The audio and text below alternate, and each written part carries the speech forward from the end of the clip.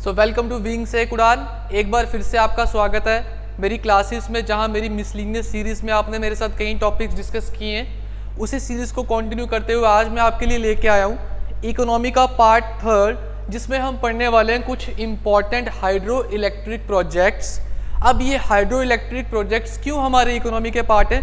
क्योंकि अगर हमारी स्टेट में एम्पल ऑफ बिजली बनेगी तो बिजली हम तो यूज़ करेंगे ही करेंगे, बाकी स्टेट्स में भी वो बिजली भेजी जाएगी। जब बाकी स्टेट्स में वो बिजली भेजी जाएगी तो वो बिजली का जो पैसा बनेगा बाकी स्टेट से, वो पैसा किसे मिलेगा? हमारी स्टेट को मिलेगा। इसी तरह से हमारी स्टेट की इकोनॉमी बूम करेगी। तो आज हम पढ़ने वाले हैं मेरे साथ the dams of J&K। They are very important part of economy, क्योंकि जो हमारा वाटर इकोसिस्टम है स्टेट का, वो बड़ा ही ज़्यादा इम्पॉर्टेंट है। और इम्पॉर्टेंट क्यों है? बिकॉज उसका पोटेंशियल बहुत ही ज़्यादा है, potential in terms of economy. Fine, मैं आपको सारा समझाऊंगा स्टेप बाय स्टेप। अब क्वेश्चन ये हो सकता है कि हमारी ही स्टेट में क्यों इससे इकोनॉमी का पार्ट माना जाता है as compare to many other states. इसका रीज़न ये है कि हमारी जो स्टेट है उसको जितनी भी रिवर्स फेड करती हैं वो अल्टीमेटली किसी ना किसी ग्लेशियर से निकलती हैं। ग्लेशियर पिघलते हैं, पानी नीचे चलता है, कोई नहर बनती है, कोई नाला बनता है या कोई रिवर बनती है बड़ी। ये रिवर आगे चलती रहती है और ये ग्लेशियर क्या होता है? मेल्ट होता रहता है। इसका मतलब कि हमारी ज़्यादातर रिवर्स जो हैं वो पेरिनियल हैं।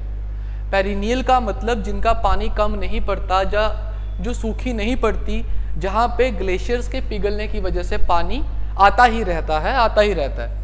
फिर हम इसी पानी को यूज़ करके क्या करते हैं? बिजली पैदा करते हैं। कैसे करते हैं मैं आपको बताऊंगा। फिलहाल आप इतनी सी मेरी बात सुनिए कि ग्लेशियर्स हैं, ग्लेशियर से पानी पिघलता रहता है गर्मी की वजह से। वो पानी इकट्ठा होता है, नहर नदी नाले की शेप लेके आगे चलता है और फिर वो पानी चलता ही रहता है। और इसीलिए यहाँ पे बनता है एक बहुत बड़ा पोटेंशियल इस फ्लो ऑफ वाटर की वजह से।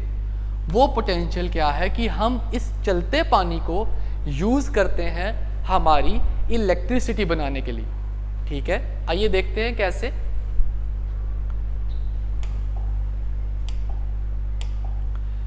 क्या किया जाता है एक्चुअली कोई भी रिवर है, सपोज कोई रिवर है, वो पानी लेके आ रही है। सपोज ये रिवर आगे जा रही है, यहाँ पे हम क्या करते हैं? इस रिवर से छोटा सा नाला या नदी काट के एक रिजर्वायर बना लेते हैं। रिजर्वायर से मेरा मतलब है, आप ऐसे समझ लीजिए कि जैसे टैंक इरिगेशन मैंने आपको पढ़ाया था, अब यहाँ पे एक बड़ा रिजर्वायर बना लेते हैं। मतलब एक आर्टिफिशियल लेक में कन्वर्ट कर दिया जाता है। आर्टिफिशियल लेक में कन्वर्ट कर दिया जाता है इसी पानी को, जिसको हम फिजिक्स में या इस इंजीनियरिंग में रिजर्वायर के नाम से जानते। तो हमने क्या किया? कोई ग्लेशियर पिघल रहा था, पर्टिकुलर ग्लेशियर की वजह से कोई नाला पेरिनियल था, मतलब उसमें हमेशा के लिए पानी इकट्ठा हो रहा था। हमने उस पानी को कहीं थोड़ी सी डायरेक्शन देके कहीं और ड्रैग किया और उससे एक आर्टिफिशियल लेक बना ली, जिसे हम रिजर्वायर कहते हैं। आप समझिए, ये कोई पीछे पहाड़ी है, अल्टीमेटली यहाँ से पानी पिघल रहा है और ये रिवर बन रही है। ये जब रिवर बनी, इसमें पानी चलता रहा, ये अपने कोर्स तक चलती रही। इस रिवर से हमें कोई लेना देना नहीं है खास। हमने इस रिवर का पानी क्या किया? एक आर्टिफिशियल लेक में इकट्ठा कर लिया, एक सीमेंटेड लेक में। ज़्यादातर सीमेंटेड होती है वैसे, फाइन। अब सीमेंटेड क्यों होती है? क्योंकि जितने भी काम हम यहाँ करने वाले हैं वो हम करते हैं हिली एरियाज़ में। क्योंकि हिली एरियाज़ में ही ज़्यादा हमें पेरिनियल रिवर्स मिलती हैं और हिली एरियाज़ में ही ऐसे ग्लेशियर्स का पानी पिघल के आता है, खासकर J&K में। फाइन। अगर मैं हिली एरियाज़ की बात करूं तो इंडिया में सबसे ज़्यादा पोटेंशियल कहाँ पे है, that is in north east. Fine. आइए पढ़ते हैं फिर से। ग्लेशियर से पानी मेल्ट हुआ, नहर की फॉर्म में आगे गया, हमने पानी को थोड़ा इकट्ठा कर लिया, आर्टिफिशियल लेक में कन्वर्ट कर दिया और उस लेक को हमने बोला रिजर्वायर। फाइन। जब उस लेक को हमने रिजर्वायर बोल दिया, अब काम स्टार्ट होता है इस पानी का। जब यहाँ पे मैंने पानी इकट्ठा कर लिया, मैं क्या करता हूँ, इस पानी को अल्टीमेटली ले जाके अपनी मोटर पे फेंकता हूँ, जिस मोटर को हम डायनामो या जनरेटर ऑल्टरनेटर के नाम से जानते हैं। जैसे ये पानी एक ऐसे बड़ी सी टरबाइन होती है, फाइन, पंखा टाइप, जब इस पंखे पे, सपोज ये पंखा यहाँ बना रहा हूँ मैं, जब इस पंखे में ऊपर से पानी गिरेगा फुल स्पीड में काफ़ी ज़्यादा प्रेशर के साथ, तो ये पंखा घूमेगा, इट विल मूव, ये इस डायरेक्शन में घूमेगा। फाइन। जैसे ये पंखा घूमता है, हम क्या करते हैं, इस पंखे की एक्सल को मोटर की एक्सल के साथ जोड़ देते हैं। जुड़ गया मोटर की एक्सल के साथ। जैसे ही पंखा घूमता है वैसे ही मोटर भी घूमना स्टार्ट हो जाती है और अल्टीमेटली क्या प्रोड्यूस होती है हमारे पास, इलेक्ट्रिसिटी प्रोड्यूस होती है। ये इलेक्ट्रिसिटी प्रोड्यूस करने का फिनोमिनन है कि अगर आप मोटर को, टरबाइन को घुमा दोगे, जो ऑल्टरनेटर को घुमाना स्टार्ट हो जाती है, तो अल्टीमेटली हमें क्या मिल जाता है, हमें मिल जाता है इलेक्ट्रिसिटी। फाइन। हम घर पे भी देखते हैं अपने जनरेटर से इलेक्ट्रिसिटी प्रोड्यूस करते हैं, जिन्होंने घर पे अपने जनरेटर रखे हैं। उसमें क्या होता है, जनरेटर को घुमाने के लिए हम कोई सोर्स ऑफ एनर्जी यूज़ करते हैं। वो सोर्स ऑफ एनर्जी क्या होती है, that can be diesel, that can be petrol. Fine. तो घर पे हमारे पास वो जो 40-50 हज़ार वाले या छोटे जनरेटर्स होते हैं, हम उसमें पेट्रोल डालते हैं या डीजल डालते हैं, जिस पेट्रोल डीजल एनर्जी की वजह से उसकी वो मोटर घुमाई जाती है। एक बार जब मोटर घूम जाती है तो हमें बिजली मिलती है अपने घर पे। फाइन। वही सारा का सारा प्रोसीजर यहाँ अप्लाई होता है। फ़र्क इतना है कि वहाँ पे हम खुद से पेट्रोल या डीजल डाल के, मतलब एक एनर्जी सोर्स लगा के बिजली पैदा करते हैं, लेकिन यहाँ पे वो फ्री ऑफ कॉस्ट है, because water is available free of cost. और इसी पानी को, इसी ढलान को, इसी प्रेशर को यूज़ किया जाता है वही जनरेटर, वही मोटर चलाने के लिए, जो अल्टीमेटली इलेक्ट्रिसिटी प्रोड्यूस करता है। फिर क्या करते हैं हम, बड़े बड़े टावर्स होते हैं, इलेक्ट्रिसिटी टावर्स, इससे इलेक्ट्रिसिटी आगे सप्लाई कर दी जाती है। फाइन। हमारे सब स्टेशंस में आती है, फिर हमारे घरों में आती है, या फिर ट्रांसमिशन लाइंस के थ्रू इस इलेक्ट्रिसिटी को हम आउट ऑफ स्टेट भी भेजते हैं। और जब हम इसको आउट अपनी स्टेट से, तो इकोनॉमी पैदा हुई, हमने भी बिजली का बिल देते हैं, जैसे आप भी बिजली का बिल देते हैं, तो वो बिजली का बिल क्या कर रहा है, हमारी स्टेट की इकोनॉमी में एक बूम ला रहा है। लेकिन यही जब एम्पल, बहुत ज़्यादा क्वांटिटी में हमारे पास अवेलेबल है, इसी बिजली को हम क्या करते हैं, बाहर स्टेट्स में सप्लाई करते हैं। उससे क्या होता है, जो बाहर स्टेट में जब बिजली जाती है, जो बिल बनता है, जो बिल का पैसा आता है, वो यूटिलाइज करती है हमारी गवर्नमेंट, और हमारी जीडीपी, हमारी इकोनॉमी दोनों एज वेल एज दोनों बड़ी ऊपर जाती हैं। फाइन। इसीलिए हमारी स्टेट का पास बड़ा ज़्यादा पोटेंशियल माना जाता है हाइड्रो इलेक्ट्रिक प्रोजेक्ट्स का, क्योंकि हमारे पास हिली एरियाज़ भी हैं, पेरिनियल रिवर्स भी हैं, और हमने कई ज़्यादा डैम्स को कंस्ट्रक्ट भी किया हुआ है इसी एरिया से पैसा निकालने के लिए। अब सबसे अच्छी बात इस एरिया की ये है कि इसकी इनिशियल कॉस्ट बड़ी ज़्यादा होती है।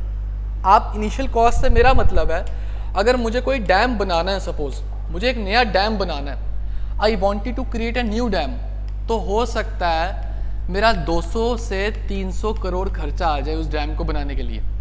पर एक बार मेरा डैम कंप्लीट हो गया, बन गया, जब वो चलना स्टार्ट हुआ, उसके बाद मुझे कोई भी खर्चा लाइफ टाइम पे उसके लिए नहीं करना अदर देन मेंटेनेंसेस।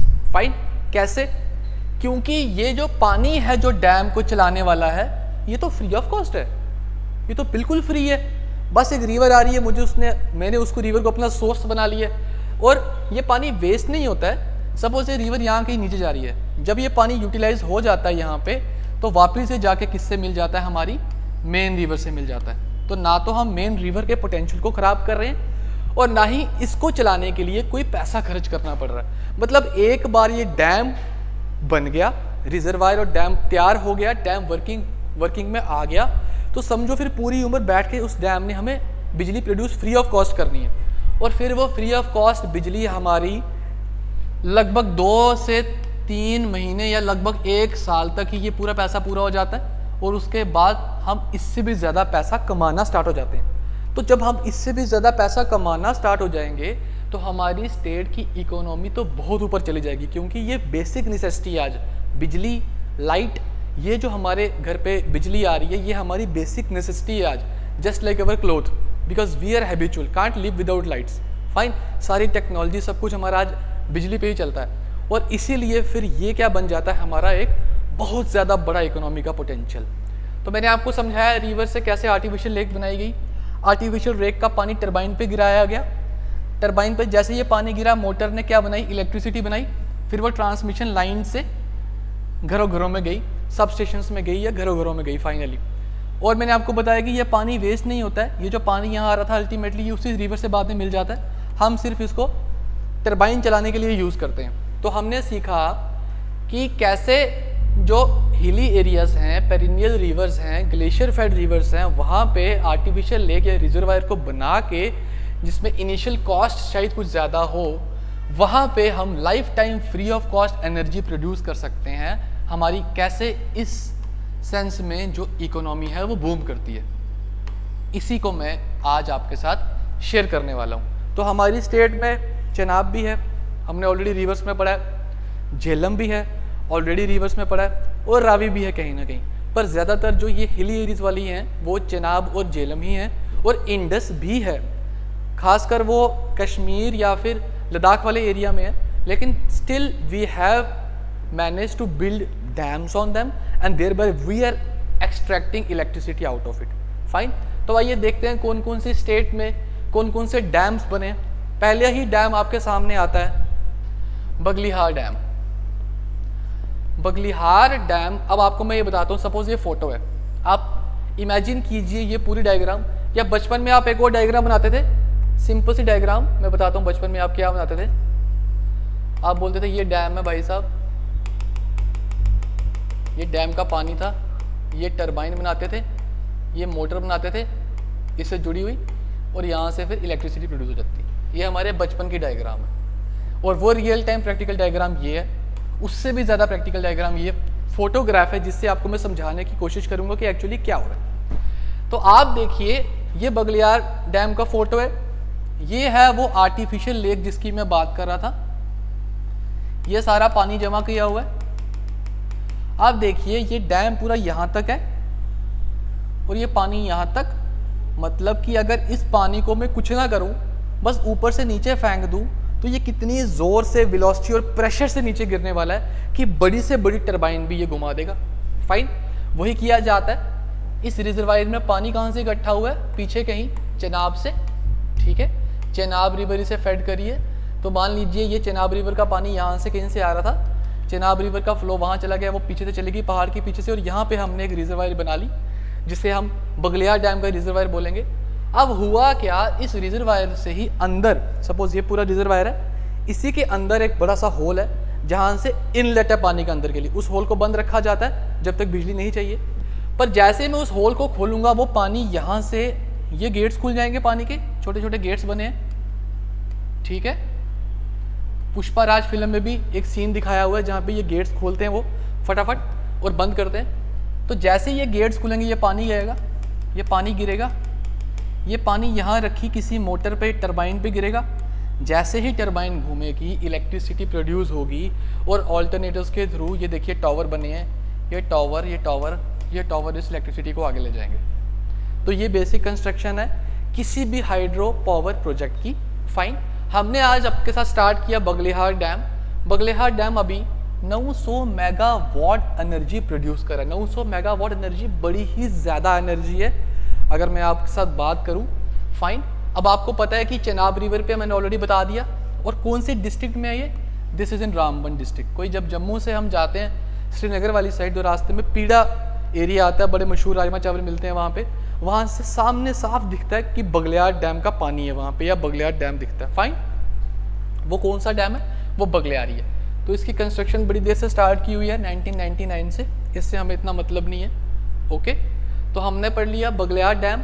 मोर ओवर हमने पढ़ लिया डैम होता क्या है। हम अपनी लैंग्वेज में एक्चुअली जो सोचते हैं सारा डैम वो रिजर्वायर ही होता है। तो जो आर्टिफिशियल लेक है वो यहीं पे आर्टिफिशियल लेक ये जो बनाई हुई है यहाँ पे, ये आर्टिफिशियल लेक पानी फेड करी है, जैसे यहाँ पे पानी फेड हुआ। फाइन, तो हमने पढ़ा ऐसे ही बगलियार डैम, ये बड़ा ही इंपॉर्टेंट डैम है। It is over river Chenab. Fine, next चलते हैं, देखते हैं सलाल प्रोजेक्ट। सलाल प्रोजेक्ट हमारा अपना ही है, मतलब कि जम्मू का ही थोड़ा सा पार्ट है, क्योंकि ये ज़्यादातर रियासी के पास आता है। फाइन,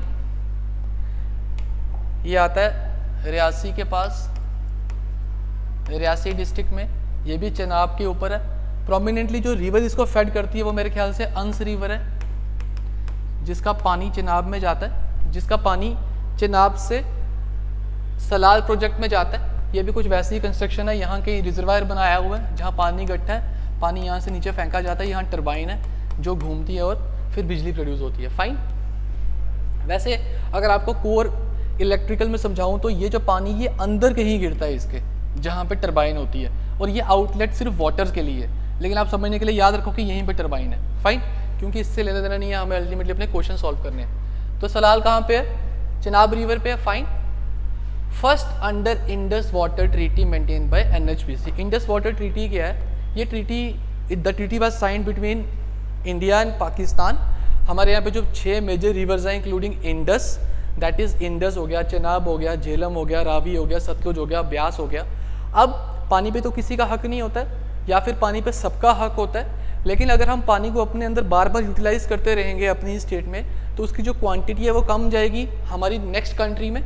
इसीलिए हमने क्या किया, 1960 में I guess Indus water treaty को साइन किया, जहाँ पे ये डिसाइड हुआ कि ऊपर वाली 3 reverse that is Indus, Jhelum and Chenab का पानी जो है वो पानी हम 20% यूज़ कर सकते हैं, और जबकि उस पर 80% किसका हक है? पाकिस्तान का। फाइन, और वहीं जो नीचे बच गई Sutlej, Ravi and Beas. Fine, Beas ultimately Sutlej में ही चली जाती है, ठीक है, ये सब एंड में इंडस का पार्ट बनती हैं, ये आप देखिएगा गूगल पे कभी। तो ये जो 3 रिवर्स हैं इस पे 80% किसका हक मिला? किसको मिला? इंडिया को मिला। This is according to Indus water treaty. And moreover इसमें और भी चीज़ें, जैसे आप किसी पर्टिकुलर हाइट के ऊपर डैम नहीं बना सकते। फॉर एग्जांपल बगलिहाट डैम जो मैंने आपको बताया, जो रामबन डिस्ट्रिक्ट में है, अब अल्टीमेटली चनाब तो पाकिस्तान में ही जा रही है ना, और बगलिहाट डैम चनाब पे ही है। तो अगर मैं एक हाइट से ज़्यादा ऊपर रिजर्वायर बना के पानी इकट्ठा कर लूँगा, सपोज इंडस वाटर ट्रीटी में आएगा 60 से 65 मीटर्स की हाइट अलाउड है जहाँ हम रिजर्वायर बना सकते हैं। कहने का मतलब अगर इससे ज़्यादा हाइट पे, सपोज मैंने 80 से 85 मीटर्स की हाइट पे रिजर्वायर बना दिया, तो अगर मैंने ये सारे के सारे गेट एकदम से खोल दिए तो सारा का सारा पानी एकदम फ्लो करेगा और पाकिस्तान में बाढ़ आने के चांसेस बन जाएंगे, फ्लड आने के चांसेस बन जाएंगे। तभी इंडस वाटर ट्रीटी में एक जो सब आर्टिकल है, सब पार्ट है, वो ये भी है कि आप एक पर्टिकुलर हाइट के ऊपर किसी रिजर्वायर को या किसी डैम को कंस्ट्रक्ट नहीं कर सकते। फाइन, इसीलिए इन डैम्स की जो हाइट है ये कौन डिसाइड करता है? कभी कभी ये कुछ ट्रीटीज भी डिसाइड करती हैं, because they are going to ultimately affect another country, maybe you can cause a flood over there. Fine, that is the reason. Okay, तो हमने पढ़ लिया अंस रिवर पे क्या है? चनाब है। फाइन, चनाब, अंस रिवर चनाब का ही पार्ट है, और ये किसको पानी फेड करी है? सलाल प्रोजेक्ट को, जो कि 690 मेगावाट्स ऑफ एनर्जी प्रोड्यूस करके दे रहा है। Okay, and it is under Indus water treaty maintain by NHPC, national hydro power corporation. Fine, चलते हैं आगे हमारे पास दल हस्ती, ये भी चनाब रिवर पे है, बेसिकली कहाँ पे? चंद्रा रिवर पे, and it is producing 390 megawatt of energy. अब दल हस्ती बेसिकली कहाँ पे पाई जाती है? किश्तवाड़ में पाई जाती है। फाइन, जैसे मैंने आपको बताया था रिवर्स में कि हिमाचल से कैसे चनाब चल के किश्तवाड़ तक आई, अगर आप वो वीडियो देखेंगे तो आपको अच्छे से समझ आएगा। मैंने पूरा मैप बताया हिमाचल का भी और जम्मू कश्मीर का भी, और पूरा ट्रैवल बताया है कि रिवर कैसे ट्रैवल कर रही है। Fine, that is reverse part 1 video.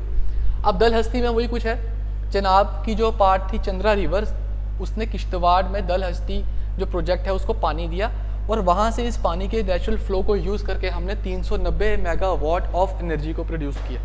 ठीक है, चलते हैं आगे।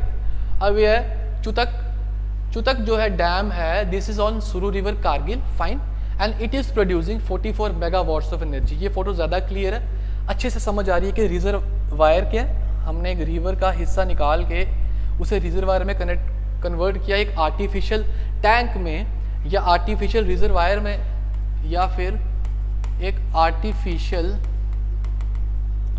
लेक में कन्वर्ट किया।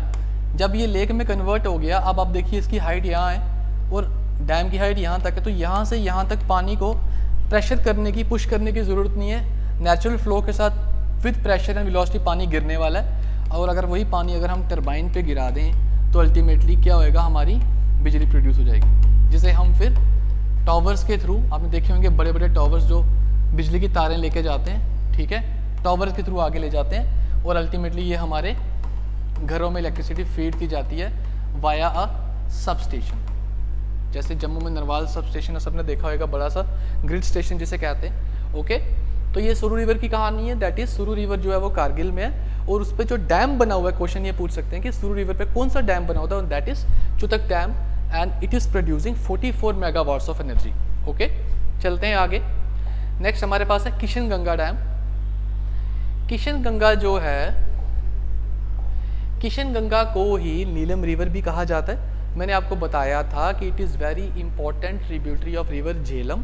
आई already have explained in my rivers वाला चैप्टर, रिवर्स वाली डायग्राम। तो वही ये बता रहा है कि जो किशन गंगा डैम है, first of all that is producing 330 megawatts of energy. Fine, it is also called as Neelum river and it is constructed in Bandipur district of Srinagar. ये कुछ ऐसी कंस्ट्रक्शन है, आप देख सकते हैं कि इतनी बड़ी कंस्ट्रक्शन को बनाने के लिए मेरे कितने ज़्यादा पैसे, कितनी ज़्यादा इनिशियल कॉस्ट लगी होगी। पर अच्छी बात ये है कि once the cost has been utilized, once the dam has been constructed, then for the whole of the lifetime it is going to give you money by means of selling electricity and thereby increasing the GDP and economy of a state. Fine, sorry UT. Okay, तो आप देखिए यहाँ बांडीपुरा में ये जो है Kishan Ganga dam है, ये हमारी है रिजर्वायर।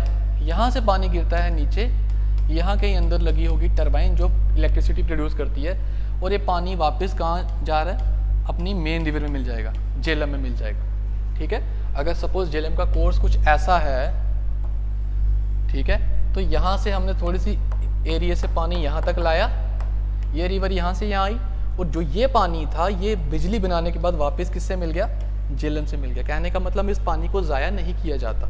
ओके, तो किशन गंगा डैम है, that is 330 megawatts dam and it is on Neelum river which is in Bandipur district of Srinagar. चलते हैं आगे, सॉरी कश्मीर। अब आता है हमारे पास उड़ी डैम। उड़ी डैम में आप देखिए, आपसे डायरेक्टली पूछेंगे कि ऐसा कौन सा डैम है जो 480 मेगावाट्स ऑफ एनर्जी या फिर इलेक्ट्रिसिटी प्रोड्यूस कर रहा है और that is fed by river Jhelum.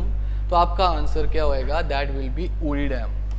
ठीक है, ये उड़ी जो श्रीनगर में है वहाँ पे ये डैम। फाइन, आप देख सकते हैं डैम कैसे कंस्ट्रक्ट किए हुए, पीछे इसके रिजर्वायर है जहाँ पानी को जमा किया हुआ है और ये गेट्स हैं जहाँ से यूज़ हुआ पानी वापस रिवर में जाएगा, मिल जाएगा।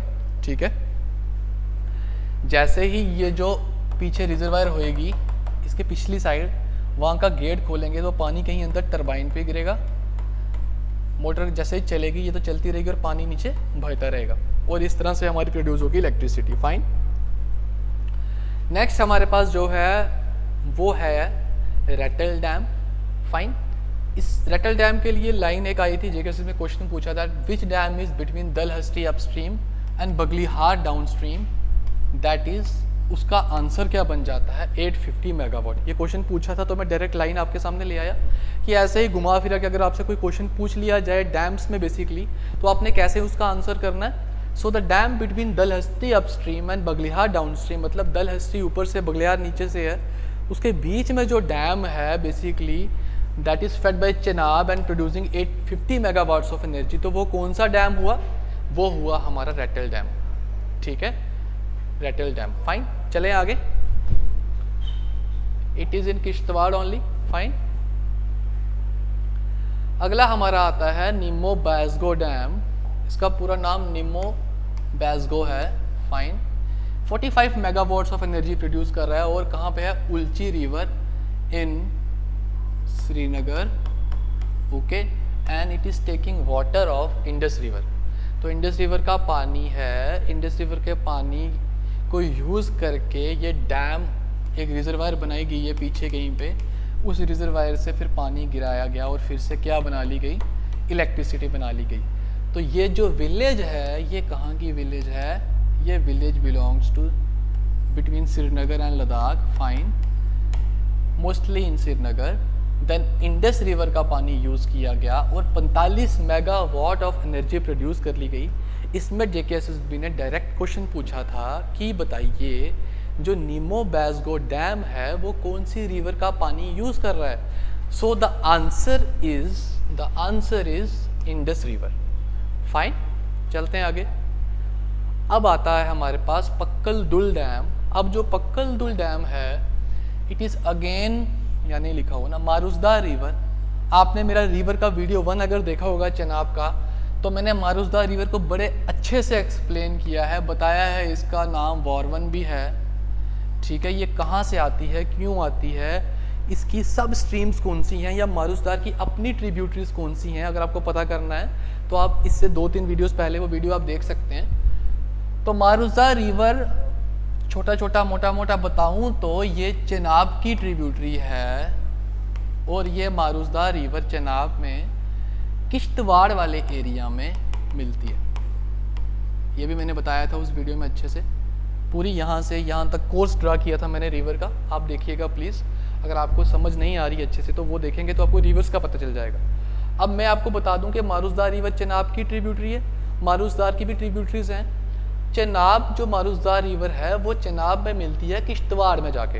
इससे ये पता चला, इसका मतलब पक्कल दुल डैम कहाँ है हमारा, it is in Kishtwar. It is a proposed dam. Proposed का मतलब है कि अभी ये वर्किंग में नहीं है, पर जब ये वर्किंग में आ जाएगा तो ये जम्मू कश्मीर का सबसे बड़ा डैम प्रोजेक्ट बनने वाला है, क्योंकि लगभग 1000 मेगावाट ऑफ इलेक्ट्रिसिटी जनरेशन हम इससे एक्सपेक्ट कर रहे हैं।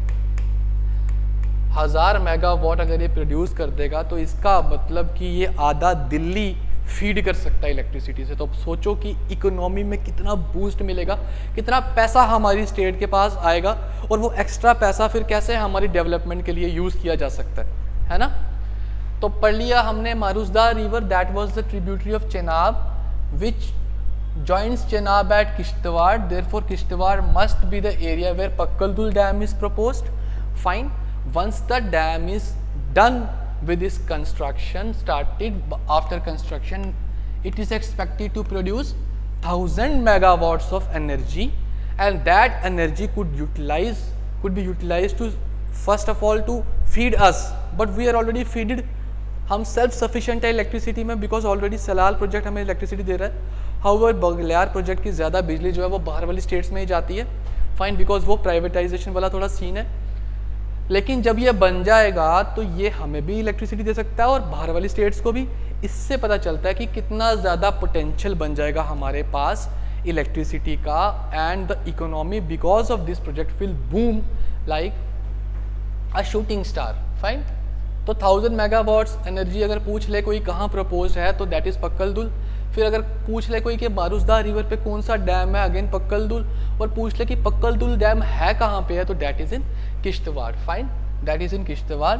ये हमारा डैम है, ऑलमोस्ट कम्प्लीटेड है, चलने वाला थोड़े दिनों में शायद। ये इसका वही वाला एरिया है जो यूज्ड पानी जाके फिर से मेन रिवर के साथ चेनाब के साथ मिल जाएगा, और यहाँ पहाड़ों के बीच में कहीं ये कंस्ट्रक्ट किया हुआ है, ठीक है। ऐसे ही रिजर्वायर बनाई जाती है। चलते हैं आगे। पक्कल दुल के बाद तो हमने देख लिया आज मेन जितने भी हाइड्रो इलेक्ट्रिक पावर प्रोजेक्ट्स थे वो हमने देखे, और ये भी स्टडी किया कि कैसे वो यूज़ हो सकते हैं इलेक्ट्रिसिटी प्रोड्यूस करने के लिए और इकोनॉमी जनरेट करने के लिए, फाइन। हमने पढ़ा Pakal Dul dam, that is in Chenab Marusudar river, fine. इसके अलावा हमने पढ़ा नीमो बैसगो। सीधा क्वेश्चन पूछते हैं कि भाई कौन सी रिवर इसको फीड करी है, then it will be Indus river. Then हमने पढ़ा Ratle project, that is again in Kishtwar, 850 megawatts of energy, and especially between the upstream of Baglehar and downstream of Baglehar and upstream of दलहस्ती। फिर हमने पढ़ा उड़ी dam, इसको कौन सी रिवर पानी feed करी, दैट इज झेलम रिवर। फिर हमने पढ़ा Kishan Ganga project, that is Neelam river पे जो है, एंड नीलम रिवर मैंने आपको ऑलरेडी बताया है जब मैंने झेलम पढ़ाई है। Fine, it is in Bandipura. Then Chutak river, that is Suru river Kargil में, and then Dulhasti again in Chenab, and Salal in Chenab, finally in Baglihar dam again in Chenab. तो आपने बार बार मेरे मुंह से किसका नाम सुना ज़्यादा? चेनाब रिवर का। इसका मतलब कि जो रिवर पोटेंशियल है या रिवर वाटर इकोसिस्टम का जो हाइड्रो इलेक्ट्रिक में पोटेंशियल है हमारी यूटी में या स्टेट में, वो सबसे ज़्यादा किस रिवर का है? That is of Chenab. Fine, इसीलिए कहा जाता है कि सबसे ज़्यादा पोटेंशियल जो है इलेक्ट्रिक जनरेशन का या इकोनॉमी का इस पर्टिकुलर सेक्टर से, वो है हमारी चेनाब रिवर। वो कौन सी है? हमारी चेनाब।